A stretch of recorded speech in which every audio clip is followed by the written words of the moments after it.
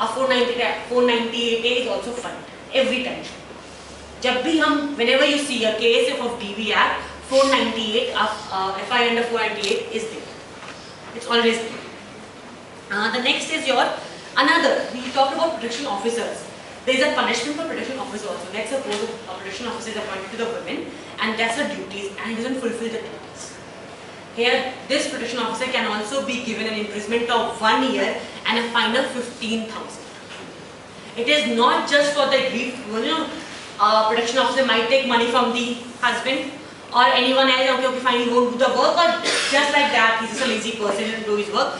Then also, there is a punishment for him as such.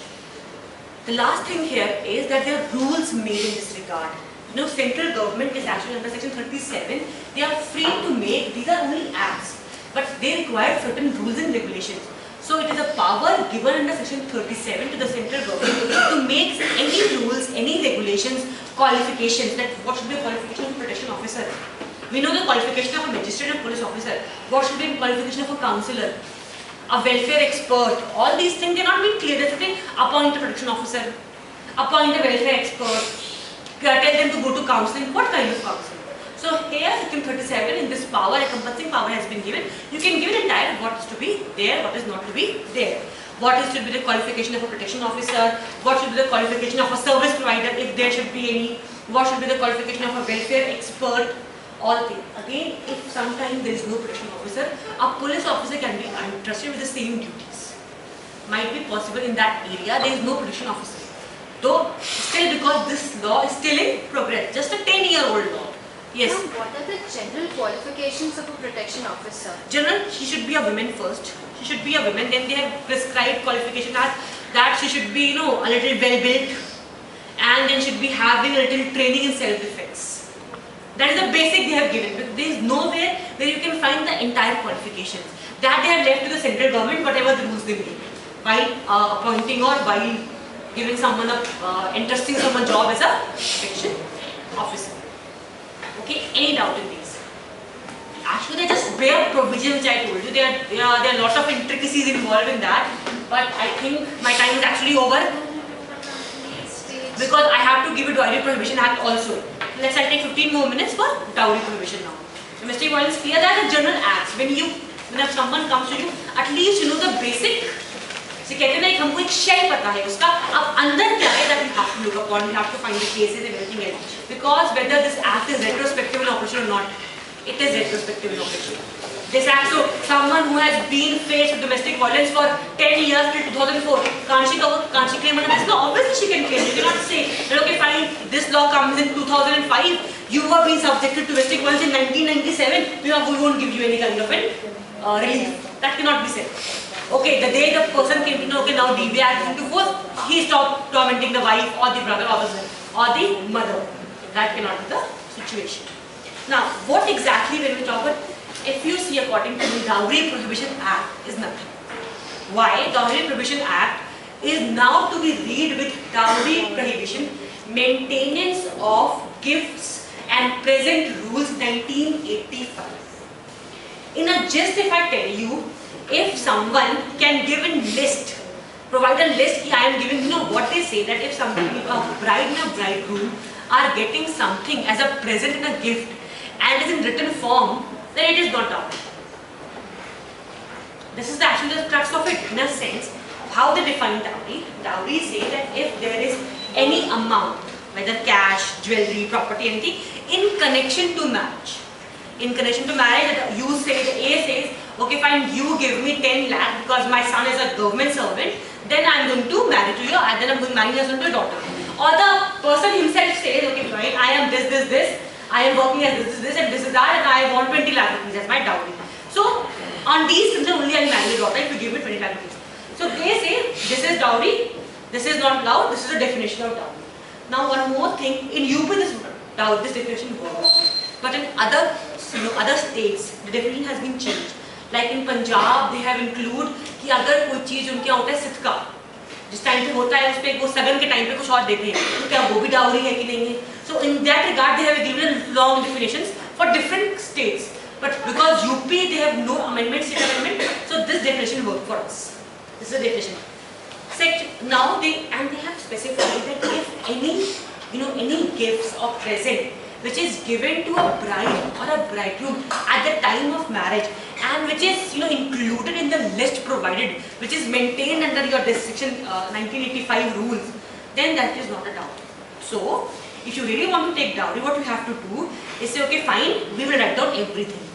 One car given by this particular uncle, he's a very rich man. Whether given by anyone, you just have to write down. You have to write down the car given, the amount of the car, and who gave it. I have a very rich uncle who gave me a car. So the groom wanted a car, he got a car. Similarly, jewelry, 6 sets given by different aunts and uncles, friends, or anyone. So in this regard, no dowry is taken. All are gifts and present. Yes. Writing it like, do you have to register it somewhere? Or Yes, you have to have the note of this. You have to, because later if somebody says that you have taken dowry, so you can say, no dowry was taken, it's all presents and gifts. I have taken nothing. I have taken nothing, and actually this is true. If you give everything, you provide a list for it, and normally in our marriage list are provided कि इतना इतना सामान देंगे. अब उससे हमने किसी भी अंकल का या किसी भी का नाम लिख दो, it becomes a gift. Normally what they wanted actually separate is that in a marriage, when you go to a marriage, normally take a small gift, a token, but that is a gift. What will you give? You go to your friend's wedding, what maximum amount you can give? You won't give him or her a car, gift a car or a house, something like that. You will give something of a small value as a token of your appreciation, a token of your happiness, right? So that's what they didn't want to cover. But if you see the language in which they have done it, they have covered the entire gamut of this dowry provision. Nevertheless, let's see what next provisions are in section 2. Section 3 says that taking or giving of dowry is an offence which can be punished with a maximum which shall not be less than 5 years and 20,000 rupees. Sorry, 10,000 rupees. 5 years and 10,000 rupees. But again, there is a proviso active which says that if the magistrate can give in writing certain conditions and any other reasons, then less than 5 years can also be given. Okay. The next is your section 4, which says that demand of dowry. एक चीज, you have taken the dowry at the time of marriage. If you have already taken the dowry, then this is the punishment. If there is a demand for dowry at the time of when there is negotiation going for an arranged marriage, and person demands, okay, fine, I want this one SUV, Mahindra SUV, this one flat at this particular place, and this 10 lakh rupees and something more. In this regard, if it is proven, if we ask for it, the bride is a smart woman, she record everything else. In this case, the minimum imprisonment can be of 6 months, which can extend up to 2 years. 6 months up to 2 years it can extend to, with the amount of again 10,000 rupees. Fine of rupees 10,000. 6 months to 2 years. The first was not less than 5 years, though it can be not less than 5 years means it can be more than 5 years also, but not less than 5 years. Again, a question was there that whether under section 4 and 490 or section 434 and 498A things are same or not. The Supreme Court answered in a simple reading that under section 498A, यहाँ पे section 3 के अंदर तो सिर्फ demand ही, वो 4 में demand है, वहाँ पे क्रुएल्टी के साथ है. But again, there was a different decision of Supreme Court where demand of dowry in itself is cruelty. Demand of dowry is cruelty. So difference, having a section 490 saying no, this is different from this, as I don't know, it's just like words by the court. The next is if dowry has been already given. Let's suppose dowry has been given, so now they say this dowry can be benefit for the women and her heirs. In a sense, now she didn't want to punish the husband. In a scenario, so what can be done if a dowry, let's suppose a property has been given in the name of for the husband. 2-acre plot has been given to the husband. Whether it is after marriage, then within 3 months, when this application will be filed, it will be converted in the name of the wife. If it is at the time of before marriage, then before 3 months is completed, this should be done. And when 3 months period is given, if it's after marriage, suppose on 26 January 2010 they got married, and the wife knew about this provision, section 6. So she filed an application under this. So if let's suppose she filed an application in 26th March. So by 26th July, 3 months जब तक complete होते हैं, this property should be converted in her name. Let's suppose she said, okay, don't convert into my name, convert into my son or daughter's name. if that point of time they have a survivor. So it can be with the heirs also, and let's suppose this application is there, and then the wife, then she dies suddenly of a natural death. Then this property shall revert back to the parents. Okay, if let's suppose dowry was given at time of marriage, for after 1 year they came to know about the provision, and the woman died of natural circumstances or even unnatural circumstances also, this property on the first go shall be reverted back to the parents, if parents are alive, or any other heirs from the family of the bride, not of the other part. Even if the title has been converted, even everything of his title is there, then she's now she's not the owner. That's why I say that if a property is there, the amount is given, the amount has been given to the groom's account, or a property, a title has been given, purchased in his name also, then also it has to be reverted. Let's say she has said that the title should be given to my children, and she died after. Even then the property would go back to her parents. No, if the children are the children, because they are talking about the heirs. If in case the woman dies, she has no other heir, then it will revert back to her parents because they gave it to her. So what the section 6 is the dowry in favor of women and her heirs. That is the title. Dowry in favor of women and her heirs. That is the section 6. That's it. We are already to the section under section 8. This is a cognizable, bailable and non-compoundable offence. Under section 7, we have already talked about that only a judicial magistrate or a metropolitan magistrate can take the cognizance of the offence. Any doubt in this? Again, this is a very small because they have a lot of state amendment. It only have 9 sections. What is the name of the rules? The name of the rules is Dowry Maintenance of Presents and Dowry Prohibition bracket में Maintenance of Presents and Gifts Rule 1985. यानी जो भी gifts और present at the time of marriage दिए गए उसका ये लोग उसे मेंटेन करते हैं एंड उसके accordingly you can easily gift now you can easily take and give down very easy this is not a problem with this you have both the dowry prohibition and domestic violence is finished.